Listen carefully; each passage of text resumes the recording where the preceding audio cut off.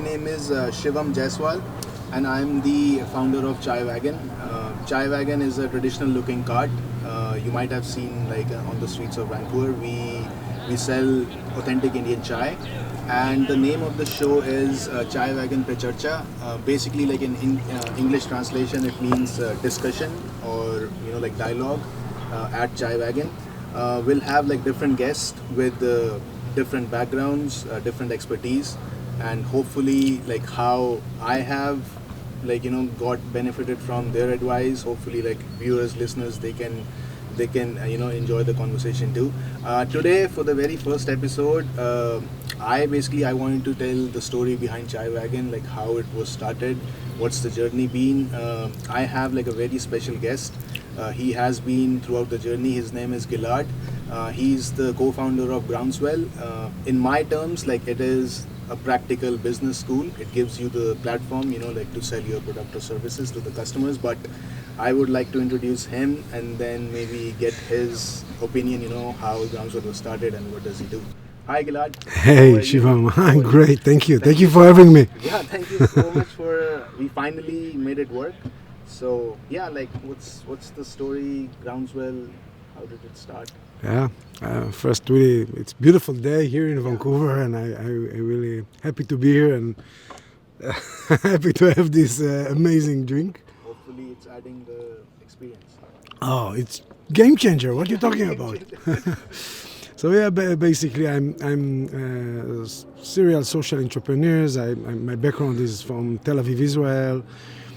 Before I came to Vancouver, I was full-time CEO of companies and different kind of ventures. And when I came here, I decided to put my attention in a different place because of my personal background. I grew up in poverty and just the image of downtown East Side here in Vancouver was very hard. And I thought about entrepreneurship as a way for self-expression for people. So we basically founded Groundswell in an old coffee shop in downtown East Side, and then it's grown to other locations.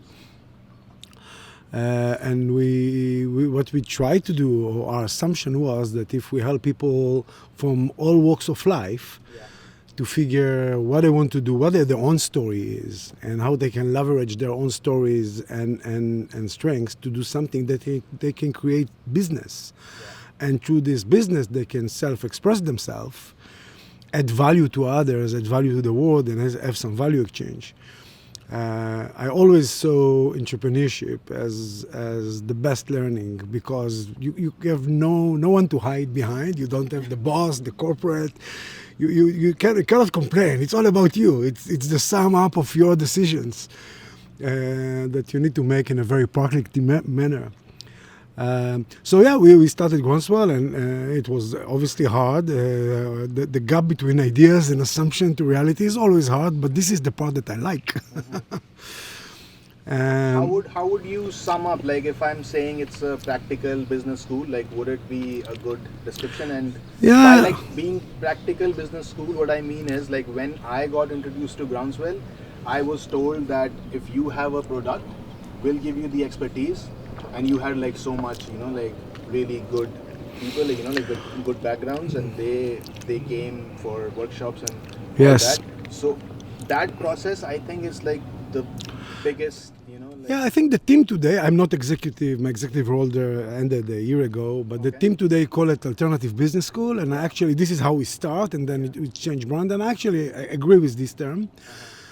And I can tell you what is Alternative Business School for me. Usually business school provide access to knowledge, expertise to people who have privileges. And Groundswell was leveraging privileges of people, and we created a space that allowed knowledge philanthropists and access to credit unions, money, locations. So basically what we did, we just increased access.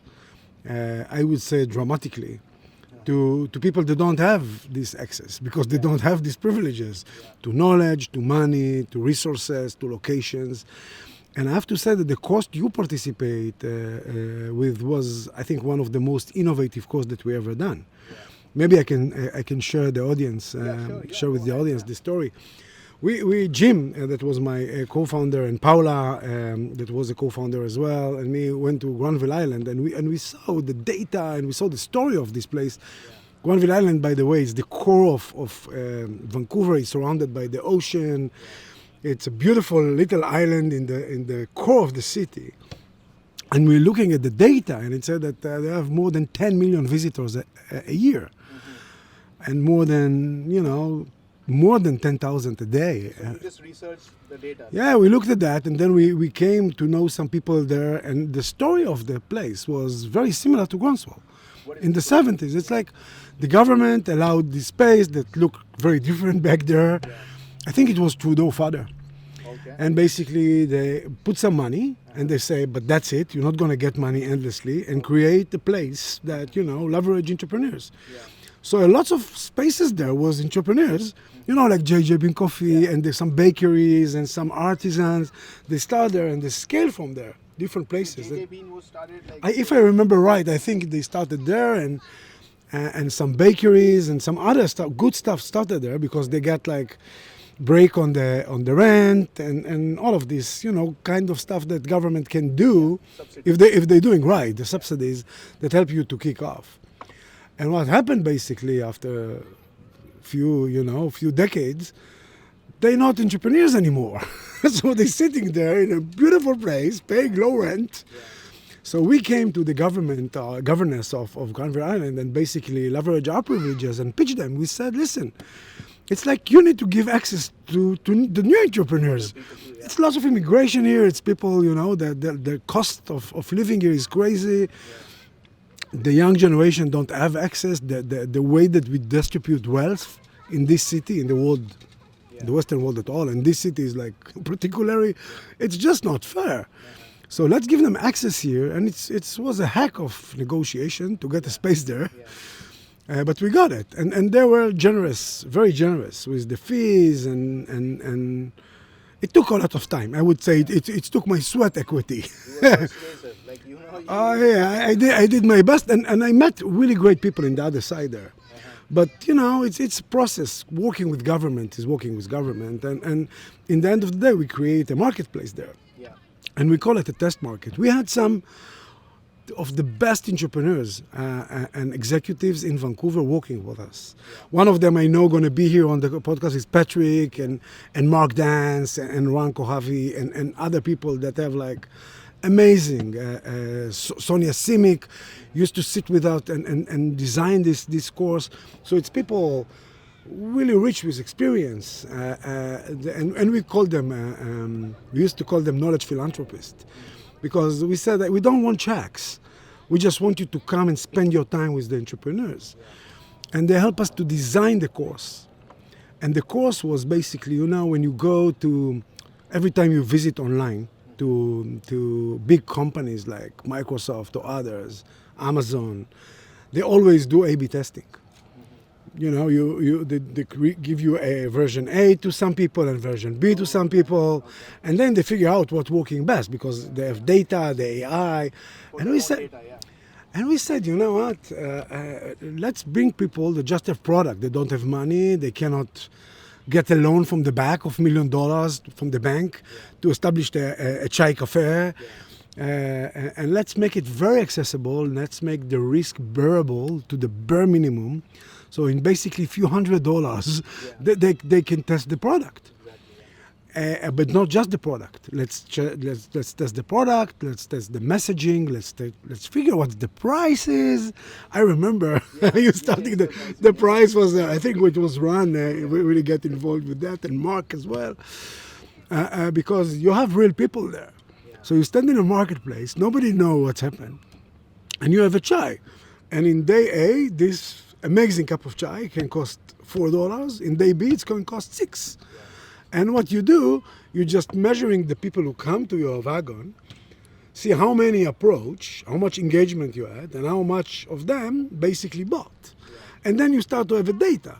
And you see if you can sell more in 4 or in 6, and people from day A wasn't in day B, so they don't know. And you can test the market. Or I think you tried a cold chai latte. Yeah. So Because it was too, like when we started the market, it was too hot. It was very hot. Yeah. For Vancouver. When we started, it was still cold. Like colder days. But then, because we were doing market once a week, every Tuesday, right? So and after that, like in August, it was too hot. Then we cannot sell, like hot chai. But so we had this cold option. So, but you have the test, not just to imagine that. You can see if it sells. I remember it sells like crazy. People really like that. And then you need to ask yourself, my chai is better than the one of Starbucks or not? So if it's better, why I'm selling that in a less price? And you had mentors that are challenging your assumptions and your perception and really interfere your mindset as entrepreneurs. And I think it's leveraged few really interesting things, because first is put you in a marketplace that early stage entrepreneur never can never reach. Yeah. Like it's the most luxurious one in the city. Second is allow you to test everything you have, all the assumptions that you have in front of real customers. And in the same time, you have mentors, really great mentors, helping you and dealing with your mindset as an entrepreneur, that your mindset always come to hunt you. It's the whole experience. It's not just like giving the platform, like being Granville Island, of course, like it's the biggest, like it's the busiest place, like to sell something. But then you get that experience, as you mentioned, like expert advice and all that. What I want to ask you is, like, especially now, we have to talk about COVID, right? Like what is going on.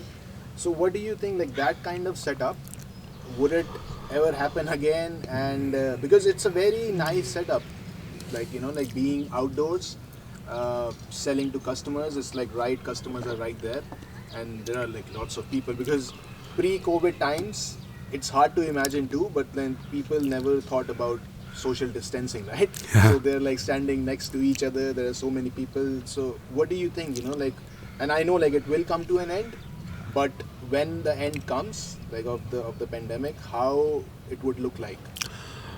I'm not a prophet,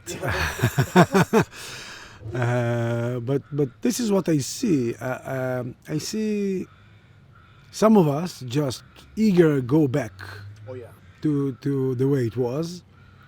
You can count me there. Like I love people. I think most of us. Like this business is all about people, So. Yeah, I like engagement. I strive on social engagement. I like some mess, some crowded space. I like people. So I think some of us are going to go back to normal as fast as much as we can. But I think we're going to see big changes, because COVID is not just COVID, is acceleration and amplifier of processes of what one of my expertise is around the future of work. So basically how our skills going to change and how the companies is going to work differently. And I'm spending lots of my time consulting to international companies that leading innovation around how we need to change the way the leadership work, and how we need to change strategy with the future of work. But if in a basic terms, what I see suburbia can have a huge potential now, like cities that far away from the core downtown. Yeah, I see about satellite cities can if they leverage the situation, especially people growing sector of software engineers, if they provide the right education and invest in education, people will love to move away from the city. And reduce the cost of living and enjoy the access to nature. And I think around North America, it's so many potential now for small cities and satellite cities to grow and have a positive immigration, internally even, because working from home, it's obviously become an option now for most of companies. Some of them are going to be very traditional and want all the employees back, because they want control, and they feel when they have everybody in the same place, they have more control. And this is one of the main problem of leadership these days. We will need to change that slowly. and COVID introduced us with the feeling of leadership that we cannot control everything. So I see that happening. I see obviously the boost of online culture, learning, personalized stuff, a lot of stuff like therapy going to go online massively. It's all started before COVID, but now it's accelerated. So we're going to see therapy, we're going to see coaching, we're going to see board activities. It's like board for companies. I used to fly and, to Europe or to other. It's so costly. Because, I wanted to start this podcast like simultaneously when like Chaiwagon was started, right?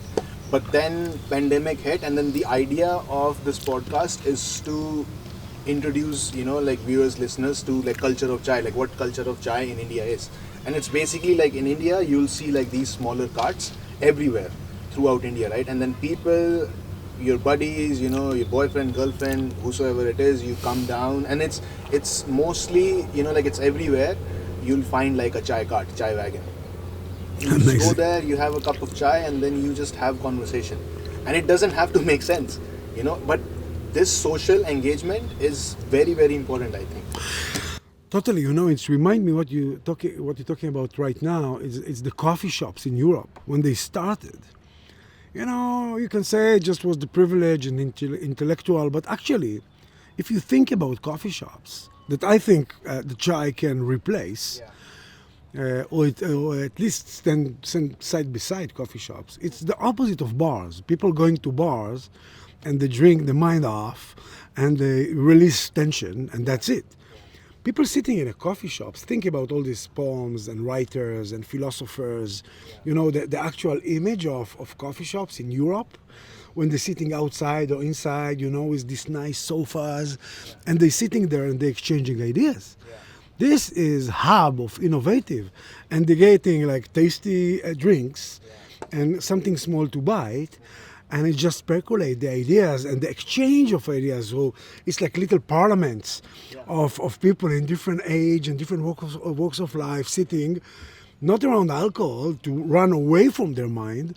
They're sitting to get back to their mind, to reflect and to exchange ideas. And when you spoke about it right now, and when you spoke about it when we met, I really like the idea, because it's a reason to socialize. When we socialize, we have engagement. When we engage with other people, we're happier, and this is the most important thing in life. This is like for human beings. That's the most important difference between humans and animals, right? Like we can, of course, they can socialize too, but how we can exchange our ideas, and it can be like very, very wild. Yes. Like when both parties know nothing, they're just exchanging ideas. But if you do that, only that is the only way, in my opinion, you can learn, new things. First is learning. Yeah. Second is knowledge intersections, because I know something, you know something else. If we merge that, is amazing. But I think the basic for all of that is just engagement. Yeah. I think the pandemic remind us how much we need that. Yeah. Man, we need that. It's like it's because life is more than about money or time. Mm-hmm. Life is about where your attention is. Okay, it's much more than money. You cannot control the attention. So this is why from your country you brought not just the chai, it's yoga, it's meditation, it's all of this practice. Yeah. And I feel like that's like with all nationalities, like all people all over the world. Diverse, that is the meaning of diversification for me. Yes. When you bring, like certain things from your culture that people are already used to. So for example, chai, like population of India is 1.5 billion people. And everybody drinks chai. Chai is like a constant. You go anywhere in India and you mention this word chai. Like sometimes it's pronounced as cha, like in Punjab region. But mostly, it's chai. So anywhere you go, people recognize, people know, what I'm talking about. Even though they don't understand my language. Like within India, there are so many different languages, right? But so 1.5 billion people drink. And what is the population of world? Like 7 billion.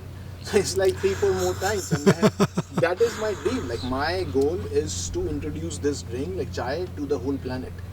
Everybody, and I seriously feel like this drink has that potential.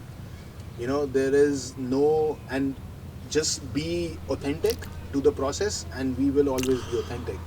I think first I think you're right, and you just need to scale it 5 times, and you're there.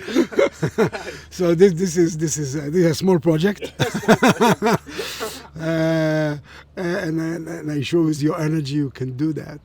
And I think that what I love about chai, is the natural ingredients. And how they mix together. It's actually like multiculturalism, It's like you have the of the ingredients, and nobody is like is overtake everything, It's like you have this blend. If you do that right, you have this blend. So nobody take over everything. It's just this smooth and blend, and it's like you have amazing overtaste after, and it's clean your throat. And for me, it's keep me present. When you drink chai, it's actually keep you present and engaged. And this is, if you go back, if you just tie it for a minute to entrepreneurship, this is all about you discover something, you have an idea, then you act on this idea if you have the courage. And this is the mindset. Remind me to speak about mindset soon. And you act on that, and then you need to hustle with that. And reality always will challenge you. And this is what we did try to do back there. So we say, okay, you don't need to take $200,000 alone to test your idea. Let's do that with, $2,000. And like one of the really good thing that I really liked about Granville and you people in general is you were very, welcoming of the idea.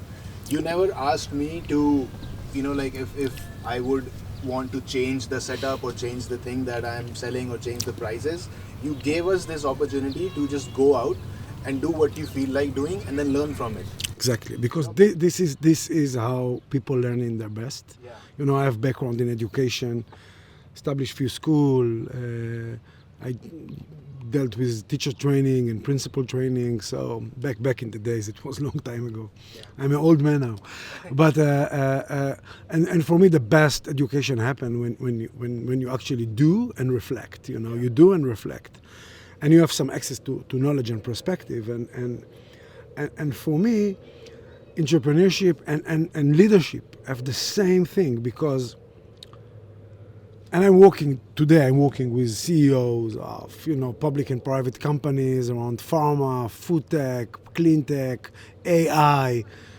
And I always see the same pattern, like in early days entrepreneurship. It's this common thing. If you think about your skills as a sail, think about yourself as a sailboat. And your skills are the sails, but your mindset is the wind. Okay, so even if you have the best skill ever and your mindset go to the wrong direction, you find yourself on the rocks.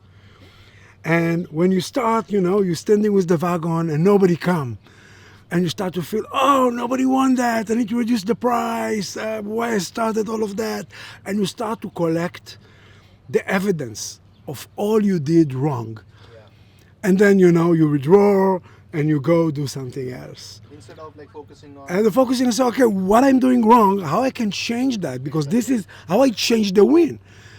So people always invest in education, they invest on the sales of the skills. They don't invest enough in the mindset. And the mindset is 80%, if not 90%. It's not about your skills, it's about your mindset. So if you have a bad day in the market, you have a really bad day in the market, and you have people around you, and you have experts around you, and you have people that you trust. And you remember we sat in a circle after that, and everybody sharing experience. Some people had amazing days, some people have so-so, and some people have really bad experience. And then it's get to your mindset, and then, it sends you to the rocks. But sometimes you need to say, no, let's change the message. Let's see from the perspective of the customer, how they see my product or my service, and how maybe I can better communicate that, and everything will change. So it's about... But when to know that? When to know, the process that I'm doing, maybe this is not the right process, even though the product or service, maybe it's the right, or maybe, there might not be... So sometimes what happens is, especially with entrepreneurs, I feel, they get too attached with the idea, right? So what if, like, and when to know, how to know, and you learn from that failure, Yes. and then you go to something else. For me, it's hard to say in general, but for me, entrepreneurship is like building a muscle. So even if your first business will fail and the second one will fail, you're gonna have all this muscle Yeah. to act on the third one. So first of all, when you have to think about entrepreneurship like going to the gym. So what you do in the gym, you walking against force. You take weight and you're walking against that, and this how you build muscle. So you had a bad day in the market, and you obviously feel it's sore. It's sore, People didn't want to buy what you want to sell, or they thought the price is too much. So you feel the soreness. So maybe you start, with 50 kilos. Let's go to 25 kilos, and build your muscle. And you have to see the bad experience that come to you, not to run away from them, not shy away, not to say, I'm never going to have a muscle. No, you just need to work on your mindset and go every day to the gym or 4 times a week to the gym and just build it up in a healthy way. And sometimes you try bikes and you don't enjoy it. So change bike and go to weights, or change weights and go climb the mountains. Find the sport or find the entrepreneurship that you really find joy there, and then hustle. And you need to remember, people say you need to celebrate failure. I don't know. I think failure is important. I would never celebrate that. I hate to fail. I don't know about you. But, I'm not celebrating that in a way, but I'm just accepting that of part of training. It's part of training. If I want to be extensive businessman, if I want to gain, what is experience? It's success and failures. It's the main experience that helped me to build the muscle that I have now to overcome stuff. That it's like I can carry 100 kilo now, business-wise, and people who just starting the gym can carry 20. So the only thing I can do, I cannot carry that for them. I can build a training process that without damaging them or, create a body damage, I can train them slowly. And in entrepreneurship, as very much as like leadership of big companies, it's about your mindset, not just your skills. And people go to leverage the skills, they go after these diplomas that, I'm not saying it's not important. Sales is important on your sailboat. But if you have a windy day, it's not going to help. And you can control the wind in your mindset. Once you can master that, and you can establish that and work with your sales, with the sales that you have, with the skills that you have, you're going to be successful. So it's basically entrepreneurship, like leadership of big companies. It's about owning your own journey and be able to be honest about it, and to learn from that and to share that. But that journey is not, it's not like enjoyable, right? Like most of the people, like the training wise or business wise, when you're setting up a business and you want to expand, that journey, like when you'll have failures and all that, but a lot of people like will give up, right? So of course. For me, like it's the same with me. Like I'm still going through it, but for me, I'm like very much, like sure about the idea and comfortable like where I am. So I don't mind the journey. Like I love what I'm doing basically. Like that's what I'm trying to say. I can tell you what I think is common to people who succeed. The first thing you do the best, honestly, and this is why I think you succeeding and will succeed, is like having mentors and having people around you and being able to be very vulnerable and talk about your mistakes and talk about your experience and get advice. Like I'm doing that all the time, and I see that CEOs that willing to be vulnerable and willing to look at their weaknesses and talk about it. Admit their mistake. Yes, they learning the best, and then they overcome the weaknesses. So don't do it alone. Don't do it alone. Never. It's a really big mistake. So don't do it alone. Always reach out to people. People more generous than you think, and they love to help. And just don't go there alone. Don't sit in a dark room. Not when you succeed, and not when you fail. Second, It's like people when you discover something that comes from your strengths, it's like this is your love. You really like that. It's not you're not selling me something that you don't drink yourself, okay? Or you're gonna give your friends, okay? It's like so good entrepreneurship or good business is when you create something and you what you create is value, and then you share it and be generous when you share it. Make profit of that. But share it, share the knowledge you have, share the product you have, and see that as something, don't look at the market like the bunch of people that you need to manipulate. Look at yourself as a person that share value with others. Once you have this mindset, it's changing everything about what you do. You're just sharing your value and you're asking yourself how the other people want to get the value that you produce. Third is don't compromise. Do not compromise. Do not compromise about your ethics because that causes burnout. Don't forget why you start. What is the purpose of all of that? Your purpose is engagement. It's people sitting, it's social setting, it's bring people together, so it's not just money. Don't forget it. Once you focus on the money, I saw a lot of people that succeed and they're miserable. They have lots of money and they're miserable. Because you need to learn how to succeed to be successful. It's not easy to succeed to be successful. It's all about to remember why you start, and be focused on your purpose. And all of this stuff, be right on your ethics, keep the high level product, feel that you feeding your customers with the best value that you can give them, product wise and social wise. As long as you feel like that, treat your employees in the best ways that you can. And we all have blinded spots sometimes, especially when you grow business. I failed there more than once. So I'm not here to be judgmental or anything like that. And obviously I made all the mistakes in the books and some that is over the books, and I learn from them as much as I can. I'm a human being.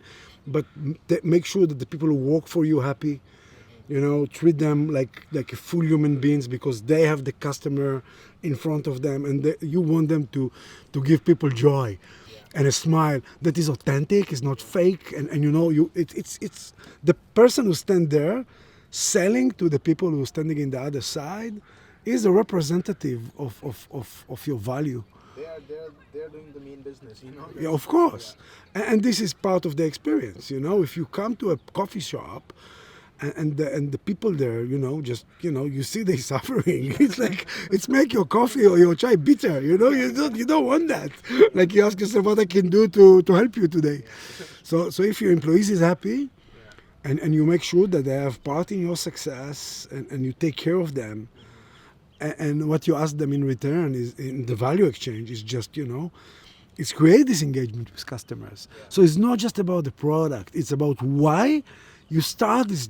You start as this journey to begin with, and how this DNA gonna go with you when you scale. This is the secret for you being happy, not for you being rich.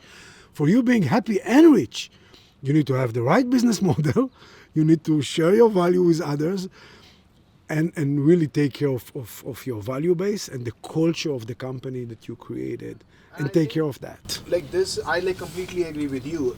I when Chaiwagon was created, when the idea came, it actually came from the culture itself, what I was missing, when I moved to Canada. Yes. So in India, we used to have we are a lot more outdoors, because Weather wise too, right?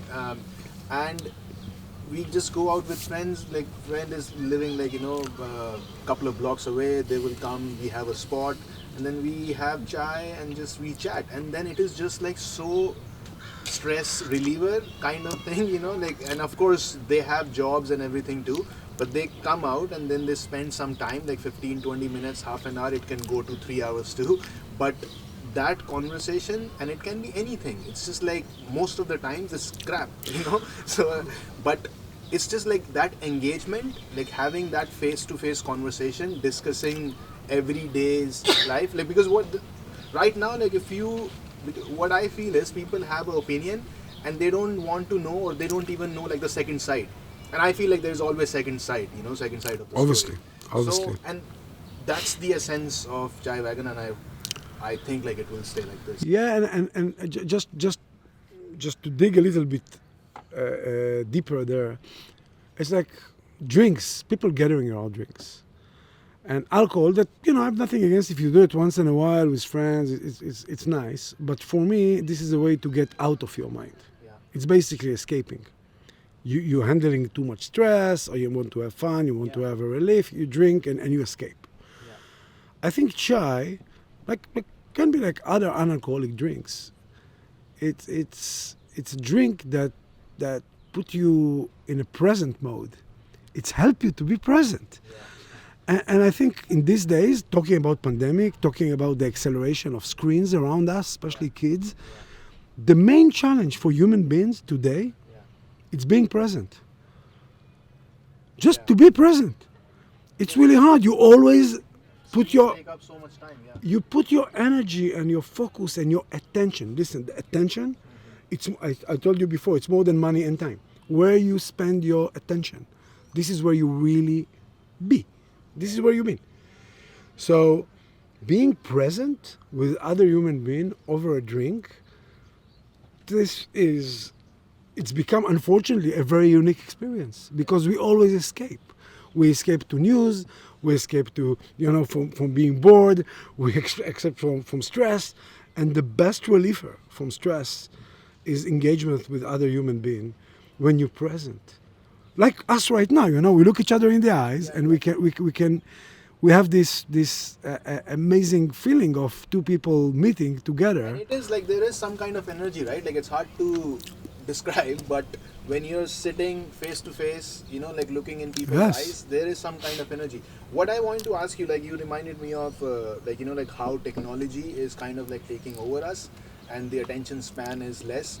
So, and it will increase. Like it is not going to go down. Cannot fight that, yeah. Yeah. So, and because it has like benefits too. Like of course technology has. Of course. Too. How do you think, like it will enhance or how it will change our lives in coming 10 years? Like I'm not going to go too far, but I think like there will be a lot of changes in 10 years too, how the things are changing. So like AI, artificial intelligence wise, how like things are being delivered at our doorstep, like all different kinds of things. You don't even need to like step outside your home. And how people are living in like these high rises, but it's like a box to me, So what do you think? Like even though if you're living in like a beautiful city like Vancouver, but if you cannot spend time with people like one-on-one, and because you're already consumed with people, I think like people don't even realize, that they're so much consumed with the screens, and I use it too. Like everybody uses it. It's just like it's the nature now. And what do you think? Like in 10 years, how it will be? Yeah, I can tell you, I don't think we can fight that. Yeah. And I think, I pro technology. I think technology is good as long as we control it.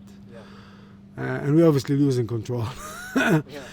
What I really see, it's two options, and it's not my original thinking, it's Yuval Noah Harari and other philosophers that I'm reading extensively just to understand where we at, and I think where I see the potential is where we can produce with less human effort. And then we can be focused on our human skills. So, when we don't need to use our muscles to create food, when we don't need... Yeah, there needs to be like a very different kind of skill level, Yes, so very different skill level. Like new skills then. So let's talk about that for a second, because this is extremely important. If you look at your own education or you look at your kids' education, it's two families of skills that you need to have in a decade. And I actually was involved in a federal government project here that dealt with the question, what is essential skills? Canada now going to redefine that. They call it essential skills. And basically it's two families. I'm going to make it very short. One is technology skills. Obviously we'll need to, to have that access to computers and coding. Like coding, by that coding? Yeah, coding, computer. You have to function with that. And second is what we used to call soft skills. It's not soft skills, it's human skills.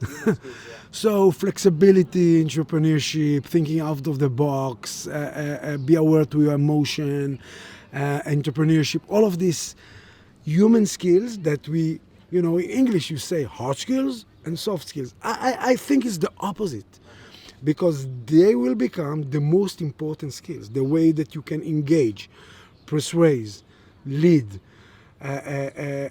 working with collaboration of AI and humans. So the kind of leadership that we will need to have is much more people who develop the emotional skills, what we used to call soft skills, the emotional empathy, the way that we talk and engage and motivated people. That become a really unique set of skills that I would focus on it, because I think this is the skills for the future. I'm taking technology for granted. Yeah. Every kid in the Western world today, you know, they have iPads like they if the screen not moving, they think something is wrong. So I not, and we all focus on engineering and software, and I don't care about that. I think that's going to take care of themselves. But what really going to make a change is our ethics, our moral, and our leadership style. And this comes from ethics and values and what we used to call soft skills, human skills, that managing the narrative that we live in. And it's all about the narrative. You can take technology to serve 5% of the population and make the other bunch of useless. Yeah. Or we can create a story when every person have the opportunity now to live fully and to express themselves in a fully manner, because we don't need people to work in the mining. We don't need people, you know, to sweat 12 hours a day doing something so other people can benefit. If we advance the technology to that level, we can have one story when little of us, you know, small portion of human beings, being the elite, and they abuse the others or just look at them like they're useless in a basic way. And we can have a different narrative that say, we're all human, we can access all our human needs fairly. We can make sure that everybody have the basic, you know, everybody have dress and where to live and access to health and education, the basic. And now what we encourage people is to live fully and to express themselves. And we can live like that. So it's more about our ability to create a narrative, a story that include everybody in, than technology. We can use technology for us, and we can use technology against us. It's not a force by itself, as long as human in control. So it's a lot about the narrative, and I'm a real believer that narratives, we can create them, you know? It's like sitting over chai and create narratives. And it's now, the world never needed a positive narrative more than these days. When we feel so isolated, and the technology taking over, and we're feeling lonely, how we can have a narrative that basically make the technology a place or tools to serve us so we can thrive as individuals and as a community. That should be the use of technology, you know, like enhancing our human experience, not like, you Exactly. know, taking over us, you know, because I think that's what is happening right now. Like it might happen, it might happen if what drives people is selfishness. But if in the new story that we create, we use some old wisdom that basically going to start to appreciate leaders that taking care of everybody else. We need to compensate them. It's okay, you know, it's wonderful. But we need heroes in the culture that basically taking care of the common good. And we need to appreciate people that taking care of the common good, not just on themselves, you know. And we need to appreciate, and we need to invest, and we need to buy products from people that participate in a good narrative, and we need to avoid as much as we can from people and companies and corporates that contribute to a bad narrative. But when they make it like so easy to access, you know, like big companies, big corporations, it's like hard to say no. It's very hard, But this is what every human being, no matter what you have, can actually participate in the economy, in the narrative building. You're voting every day with your wallet, you know. if you let's talk about it like honestly. If you have to spend $5 today, and you go to a chain and buy chai or coffee from whatever, or if you have $5 to spend today and you go to a Chaiwagon, honestly, it's like which kind of economy you support right now. Which kind of people, where the money goes, where the money invests, But it's like, do you even think like people think about that where they are going, or they're just like used to the routine, like they get off the bus or the sky train or we must educate them. It's like you going and voting per your values every 4 or 5 years for the mayor, local government, province, federal. We educate people around that. We need to educate them and say where you spend your money, you support a system and a narrative. If you want to support, a big chain that the people who make the money live far away from here and they use the money to do whatever they used to do, please go support them. If you want to support local people that do, something that is locally done and they support everyday people and the money stay here and, running in this economy and have this story, you just need to choose. You're voting with your $5. You can go, to Starbucks, or you can go to Chaiwagon. For me, it's like how you vote. like for the record, I didn't pay you. But No, you don't need to pay me. And I always, and listen, I'm doing that too. Okay, I have a big family, and I'm not always buying, from local vendors. I'm not 100% on my value, but I wanted 100% trying, because every dollar I spend support a system. Once you see that, you start to understand it doesn't matter if you spend 5,000 or 50,000. Every dollar you spend support a system. Which system you want to live in? Support this system and support it daily. Vote for them daily with your $5. People, like every individual can bring a change. Like when people say, Yeah. If you see a company that's running with bad values and you don't ask about the values and you don't ask how they treat their employees and you don't, it's like think about Walmart and Costco. I always rather to buy in Costco because they know, and I researched that they really take care of their employees in a really better way, in a much better way. So I always, it's not local, both of them. It's not my neighbor's store, but if I can choose, I always go with my choice, with a little bit of learning, and I say who support the employees in a better way, and I'm going to support their system. So you can go here, and then you can ask yourself where if I spending my money locally, this local business going to spend the money locally, and then we grow the local economy. If I spend the money in a chain, and someone else get the money, so I'm not supporting the local economy. So I'm contributing to lack of employment. I'm contributing to the market, as it is. It's like, and I can contribute in $5. So you have to see that like that. And I'm not expecting everybody to be perfect. As I said, I'm far from being perfect myself. But this is how you can influence the story. As you said, educating people. So they might not realize, like it is like they're spending $5 like to a local restaurant or a cafe. They're doing something, like they might not realize it, but they are.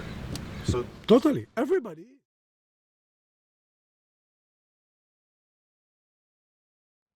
That stand for the wrong value, and people start to stop to buy, or just decreasing them. What the business going to do?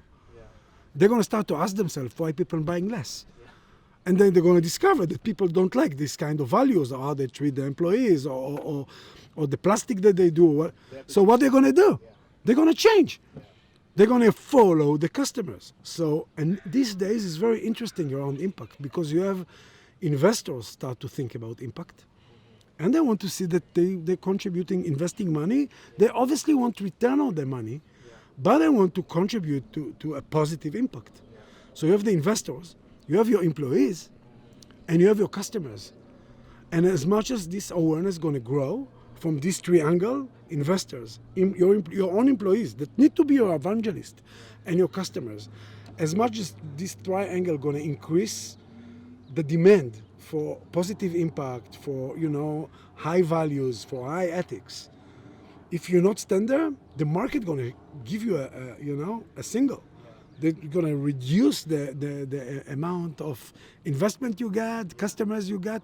You're gonna change your ways. The market gonna basically, If you don't, then there's no future. yes. So the market gonna force you. So I want customers and investors and employees to understand that we have the power.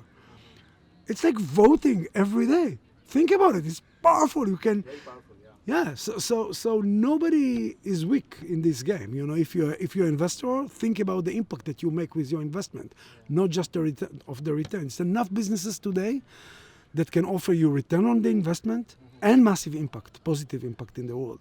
And if you're a customer, think like that. If you think like that, the world gonna go to a positive narrative, to a positive place. And I honestly think you're contributing to that, Shivam. So I think I'm just drinking that. I know so. Yeah. So well, like this is very interesting talks. Like as always, I learned from you so much. And me for you. People. And what was your experience like? What do you think of the whole experience? I love Sitting that. outside, I think. I love that. Listen, like I will come tomorrow. No, we'll do this like quite often. Like this is what we want to do, and hopefully, like it is basically like I am being selfish too in this process because I am learning. Like for me, learning is the utmost important thing for me in life. It is not running a business or creating. It is very important because that is where my passion is. But I seriously think like if I just don't want to stop learning one day in my life. Can I give you one advice on that? Yeah. Once you start to have lots of wagons like that, you need to have a habit of once a week, go and have a conversation with one of the people who work with you like that. Spend an hour with them and learn about their experience. And when you have, when you have a company meeting, have it like that, around chai, and just keep the culture, keep this. Once you scale, it's really hard to keep your values in place. So keep that. Like you're on an amazing path. Just keep that going. Okay. So yeah, that's about it for today. We'll have more guests next week. And yeah, so thank you so much for joining us. Hopefully you liked the conversation, you learned a few things, and yeah, just have amazing rest of your day. Okay, thank you so much. That was cool.